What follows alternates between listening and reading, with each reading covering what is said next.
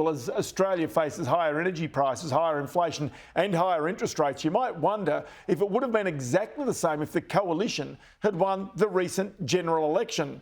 The man who inherited the Treasury portfolio, Angus Taylor, also has intimate knowledge of the energy crisis, having been Energy Minister for the Morrison government. I caught up with him earlier from Perth. Well, look, there's global pressures, whether it's in energy or more generally across the economy with inflation and interest rates. There's no question about that.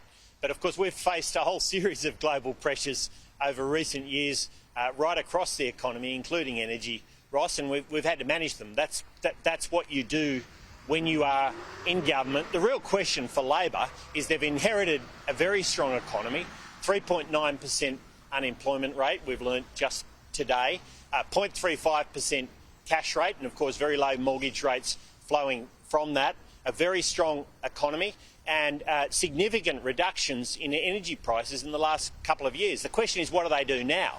And we're not in government, they are. But you have to respond to the pressures that you have around you, and there's no doubt there are real pressures. The question is, what will Labor do and what will this look like over the next couple of years?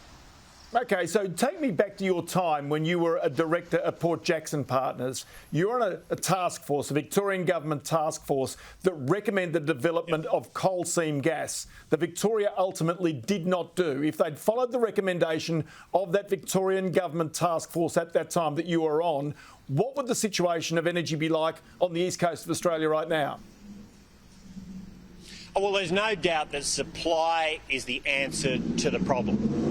The question of how to reduce prices and increase reliability is have more dispatchable supply in your energy system. And of course, gas is enormously important to that source of dispatchable supply. Now, it's true, we've seen state governments, various state governments indeed, oppose development of gas resources in their state. We've made progress on this when we were in government. We had the New South Wales government finally approve the Narrabri gas project, and we hope that will continue through to fruition. But the Victorian state government maintained its onshore moratorium, which is maintained from right back all those years ago, from before I went into politics. And there's no doubt that this is a real problem because we're seeing a rundown in Bass Strait gas supplies. That's an old reservoir or set of reservoirs, and they have to be replaced, and the Victorian government hasn't been replacing them. You need supply. The new federal government doesn't seem to be focused on supply. In fact, it was against new dispatchable supply in our energy system when they were in opposition. They opposed the Kurri gas generator. They resisted a technology neutral capacity mechanism that you and I have spoken about in the past, Ross. But supply is the answer, and it's time for Anthony Albanese and Chris Bowen to step up and recognise that that is the solution to the problem. OK, I want to take you to the economy now, because you've got inflation higher, energy higher, interest rates going up, house prices going down. So can you level with us as the Shadow Treasurer? Is Australia headed for recession? Well, the capital markets certainly think that we're going into a very difficult patch right now. I mean, at the moment, that they are predicting, rightly or wrongly, that the cash rate will go above 4% by the middle of next year. And of course, that means mortgage rates of 6.5% or so, Ross. And that will obviously have a very big impact on the economy if that transpires.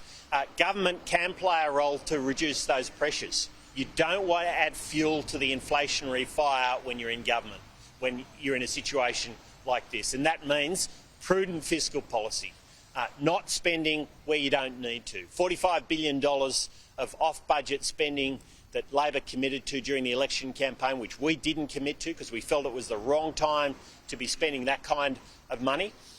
That sort of spending is exactly what will fuel the inflationary fire and push up interest rates. So there are things government can do. You can take responsibility to deal with the hand you have, and Labor needs to do that right now.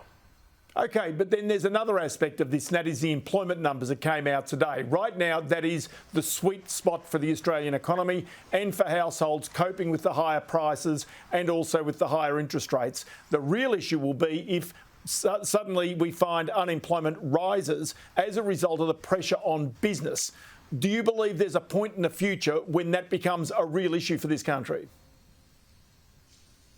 Well, if interest rates mortgage rates went up to 6 or 6.5%, I think there would obviously be very serious pressure on the employment market and an increase in unemployment. I mean, the question is whether that transpires, and the question is whether the new government will take responsibility to pull the levers it can to reduce those pressures. Now, the big lever that government has is fiscal policy. That is the big lever, and that means containing spending. If you want to contain interest rates and you want to contain inflation, then you need to contain your spending. Shadow Treasurer, always good to chat to you, and many thanks for your time today. Good on you, Ross. Thanks for having me.